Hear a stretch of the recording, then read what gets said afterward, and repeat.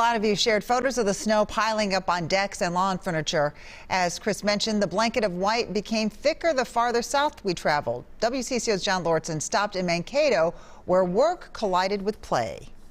Over the weekend, there was no snow in this part of the state. The roads were clear and so were the lawns. But by Monday afternoon, winter had returned, bringing close to a foot of snow to Mankato. Loving it, loving it, loving it, loving it.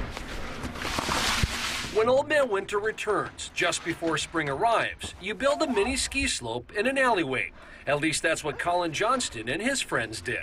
We got classic March snowstorm and we just want to ski, man. On the other side of town, Rebecca Fox just wants a snowblower that can handle this heavy, wet snow. Yeah, I would guess a good 10 to 12 inches. Did you think you were done for the year? No, it's beautiful, but it's a lot of work. The snow that stuck to the trees made for a scenic but slippery drive along the Minnesota River Valley, up the road in St. Peter.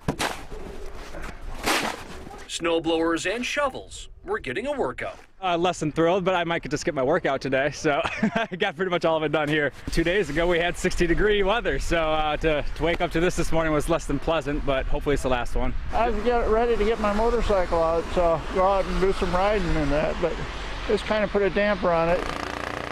The Harley will have to wait while LeRoy Padgett wrestles with this inconvenience. I think it's pretty, but it's a pain in the butt. A pain that promises to be temporary.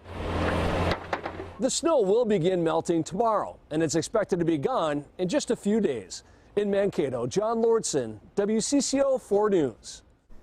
We know to expect all kinds of weather this time of year. Stay on top of it with the WCCO weather app. It's free for iPhones and Androids.